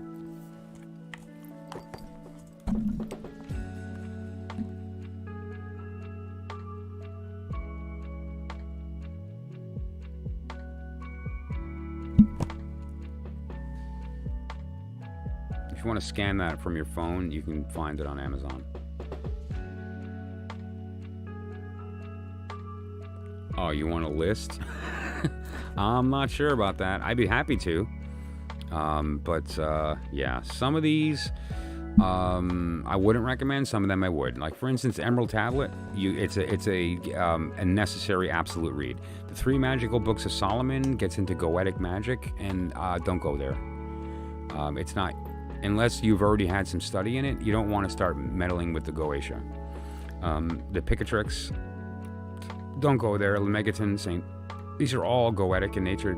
These bottom 3, these 3 here, and these are related to Solomonic magic. This is related to creating talismans and basically to the idea of, you know how we were sitting here talking about entering the inner sanctum with the intent of communicating with your higher self. Well, what the Goetic system is going into the lower sanctum to communicate with the lower entities and have them do your bidding. That's the truth in secret. But that's what those books do. And so it's you don't go there until you're ready to prepare yourself to protect yourself in that state. Because we talked about the higher world and the low and the world we live in, the lower world, right? Well, it turns out there's a one underneath that, and the rules are a little different. And no, I didn't build it into the deck, and I won't. And there's a reason for that. First of all, it's secret, and secondly, you don't hand a gun to a child, right? So that said, I'm gonna now review the chat real quick, and then go from there and probably head out.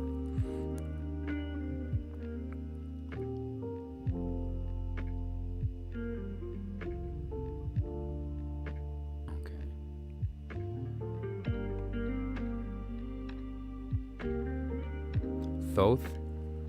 What? One of the 3 decks? You know what I actually think is a good, just while we're here on the subject, a good combination? The system I talked about yesterday, and I'm going to be expanding on greatly over the coming streams. Again, yesterday was me sort of like, gee, I wonder how people are going to receive this information. Let me give them a little tidbit, right, of the spread. And then I went through it a little bit more today, so you have a good understanding of the beginnings of the march of the courts.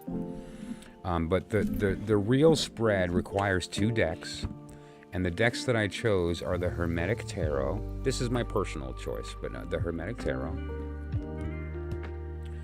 and the Thoth Tarot. And now one is black and white to represent the higher world, and one is colored to represent the lower, okay? Because color doesn't exist until past the abyss, and then it gets richer and more complex as you get lower. Entropy increases the lower you go on the tree. Entropy decreases as you go up, and color is a function of entropy. So that said, the color deck is the lower world deck. Now, I happen to have a geek crush on a couple of tarot people, and I mean their decks, not them. I don't know these people personally. I have no, but Milo DuQuette and Anna Torian. Milo DuQuette is the head of the OTO. He's the foremost living authority on the Thoth Tarot. That's the person that I would love to sit down and share what I just learned or what I just shared with him and have a conversation, because he would be able to say, you're onto something, it's wrong, it's right, or wow, this is new stuff. So I would love to have that conversation. It is, isn't it? This is a really, really special book. This book has 22 chapters and infinite pages. So what we have here is a different set of cards. This is the Tarot of the Abyss. I believe that name might be accidental, but I'm not sure. I don't know. And this is the Light Seer. Okay. And now why I picked those is for a very, very specific reason. We are, and I talked about this yesterday, and I'm going to talk about it again over and over and over again. And we already have begun a new phase, a feminine age. And the new Messiah will be a woman. Now, what do I mean by Messiah? I mean the bringer of the new doctrine. This is the new doctrine. Here it is. This is the new Bible. Right? It's so stripped down that there's no religion, there's no dogma, there's no any of that nonsense. But what this needs is a woman's touch. It needs the union of me and them in the work to create the actual final pentacle. This is only half the pentacle, and so it's not gonna be ready for mainstream. It's not gonna be ready to share until that takes place, right? Which one, Lightseer or Abyss? And so the higher world is represented by the black and white. This is the Hermetic, and then the lower is by the Thoth. However, I really, really, really like the Anatorian Abyss deck. Look what she did for this. Is her Justice card. See the scales? Just gorgeous. The deck is beautiful. Her Queen of Cups.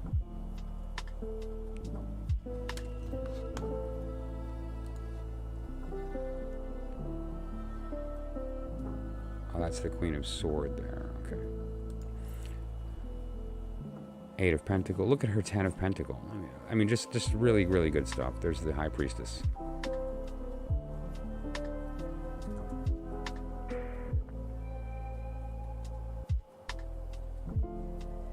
So this is an idea here. Well, here's the list. I'll show you the list in a sec. But and then there's the color version, which is this is a totally different artist, totally different deck. This is the Lightseer. It's a modern take. It's also inclusive, and as far as age, gender, sexual orientation. So this deck has a modern spin on the tarot. You can tell it has a very modern kind of vibe. And it's a very feminine energy. But that said, these two decks together are a very good combination as well for doing this work if you prefer feminine energy in the decks.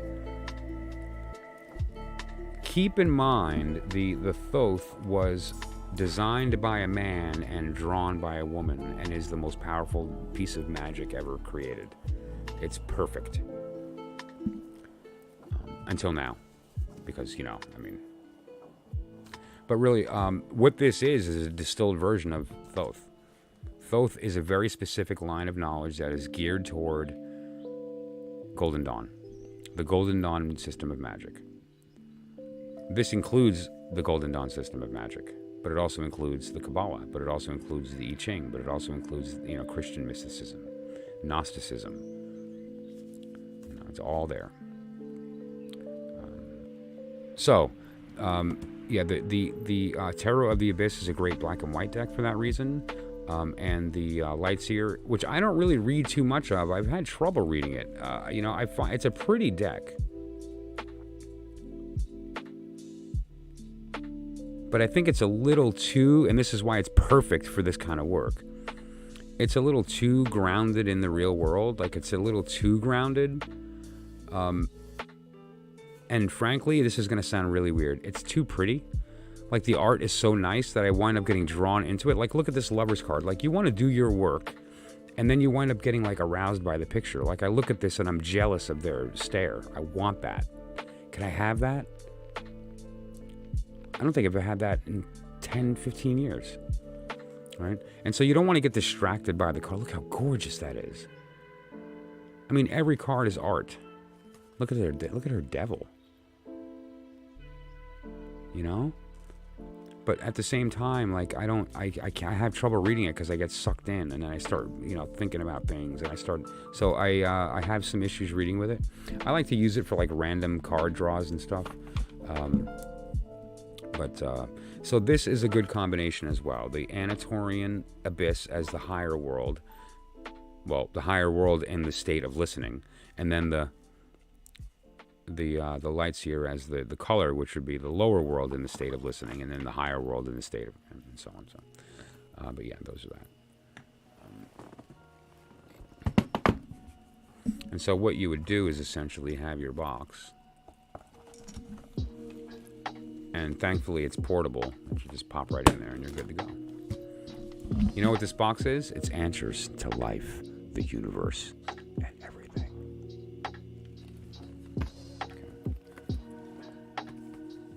So,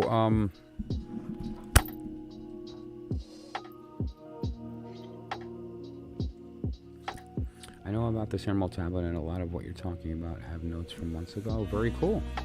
And so if you have questions, then I can answer them. And if you have things to contribute, then I am always looking to learn more.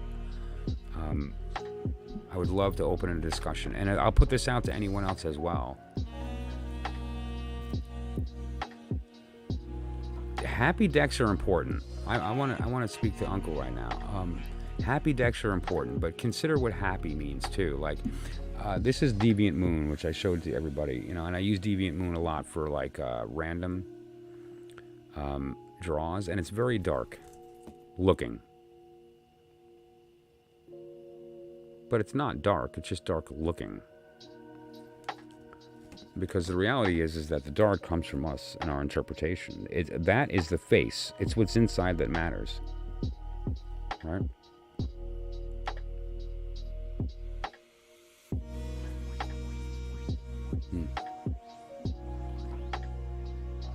I like Brianna's little emoji art there. That's very cool. And I also need help. Here's another thing I need help with, which we can figure out maybe even as a community, or at least your feedback. The card backs. Now, Milo DuQuette did something really cool with his card backs. He used the back of the card as a diagram for the knowledge of the deck. So here's the back of Milo DuQuette's tarot card. This is the back.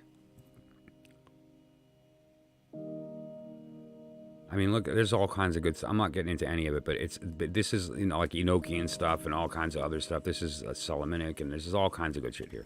And then you have the card, which has the I Ching, the dates, the elements, the watery part of air, or the airy part of, the watery part of air, so forth. The planetary, the tablets. There's a lot of good stuff. See how he built it into her seat, which she's sitting on? There's also all kind of great stuff. And so these little shortcut kind of cheat sheet decks are very useful when you're doing like complicated work and you need information quick in your hand. All right, guys. Well, listen. Thank you so much. It's time to go. I really appreciate everybody that popped back into the stream. I only have one rune. Here's my rune. I used to study runes. I loved it. I loved I started with the Futhark and then moved on from there, and then I found the tarot. This is my rune.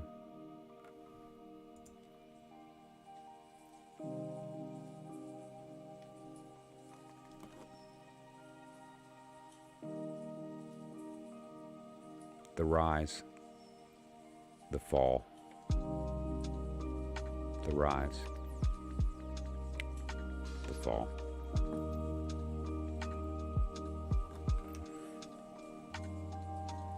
You know what? Before I go, I want to share one more thing. What's the best way to do that? I don't know if I have any coins here. No. Okay.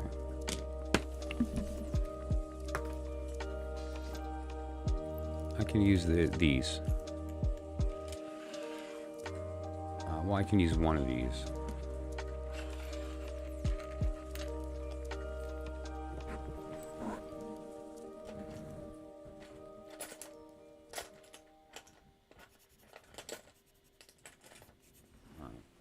All right, here's a coin. This is a coin I got for my birthday at a roast beef place in Brooklyn called Rollin' Roaster. Right, it's actually very famous if you're from the area. It's a roast beef place in Brooklyn where I grew up. And on your birthday, you get to spin a wheel, and then based on the wheel, you get a gift. And that gift, I spun a $5 gift card, and I got it in the form of a coin. So this coin is a $5 gift card to Rollin' Roaster. That's all it is. Okay. This is a very specific and holy pentacle that is designed to do magical work, and that is a very holy table that I'm not going to talk about.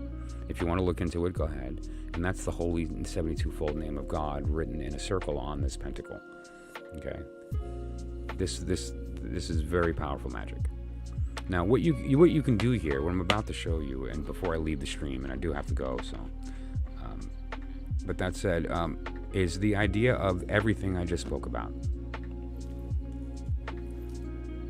Here is the entire body of the knowledge I just talked about, distilled down to 2 symbols: positive, negative, right? Now they're different colors on purpose. One of them is a little bit darker than the other, right? This one's got the tablet and the name, and this one has rolling rooster and some eagles, right? So these are the heads, and these are the tails. Okay. Listening. Speaking the name of God, right? Speaking.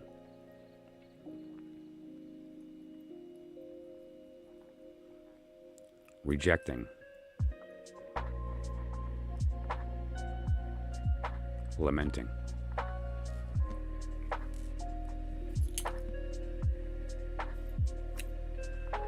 And the interaction of those 4 things on the suits are the whole of existence.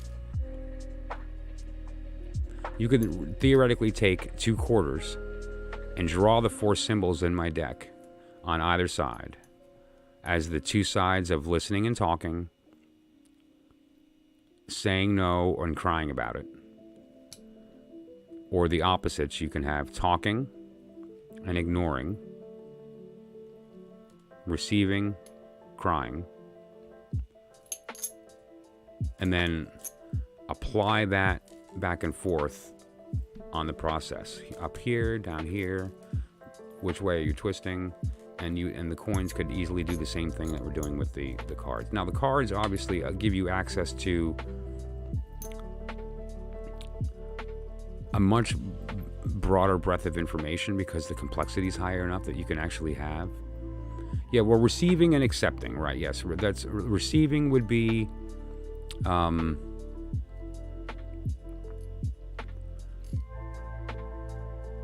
rejecting from the state of speaking. Say no with your mouth to say yes with your heart. I'm sorry, ladies. No means yes. I'm kidding. That's Hermetic humor. But that said, though, thank you to everybody who joined the stream, everybody who paid attention to me for the past several streams where I was, Mr. Fun, let's do some readings guy that went into like full-blown like Hermetic, esoteric, deep occult symbolism, and then I'm dropping secrets. We're going to go back to normal tomorrow, so I needed to get this out. I got it out. The deck is done. I've revealed it to the world, so I can now die, and it's out. It's physically manifest in the world, and I don't have to worry about that, okay? It's nice and put away. It's ready to go. If you're interested in participating in that, and you really feel like you can contribute, and I mean really feel like you contribute, I'm not trying to be rude. I'm not looking for people who are interested in the tarot. That's not what I'm looking for, right? There has to be a connection to the information, like on an intuitive level. If you're a reader, it might help you get it, but probably won't be a reader. I imagine the person that I'm going to be dealing with is probably not going to be a tarot reader, or if they did, it's a passive connection to the tarot. This person is more just doing their thing, but sort of is living the right way naturally. It came to them naturally. And if that isn't the full nature, that will become elicited through the work, meaning that through my conversation with them and our work together toward that, it'll come and you'll be in the inner sanctum. Because here's part of the deal. Whoever's going to join me on this process to make this deck must enter the inner sanctum, or it's not going to work. All right, guys. Well, anyway, that's it. Thank you so much for joining me tonight. I will be back tomorrow. I may pop in the midday if I can't sleep. Otherwise, I'll see you guys tomorrow night. Thank you so much to everybody who joined and who listened. If you think there's any value in this and you want to share it with the world, please do so. Please like the video. Please comment on the video. It makes a big difference, and there's people that need to see this, you know what I mean? And so it's a good thing to get it out there. In the meantime, here's my list. It's short. All of my tarot was thrown out. I lost everything some time ago. It was quite a little time ago, but some time ago I lost all my tarot. This is where I am from trying to recollect over the years. And so if there's any decks anyone wants to see, talk about, wants me to speak about, wants me to, if I can, get an interview with the creator, like whatever the case, just this is the list. And as it progresses, I'm probably going to wind up whittling this down. I plan on using about half of this list to give decks to people who join my channel and support me. If you support me, I'm going to support you back. And if I find out that you are in the process of learning, you're in trouble, because my compulsion is to teach. So that said, all right, thank you so much to everybody. Have a great evening, and I'll see you tomorrow. Thank you for listening. Together we can do this. I'll see you on the other side.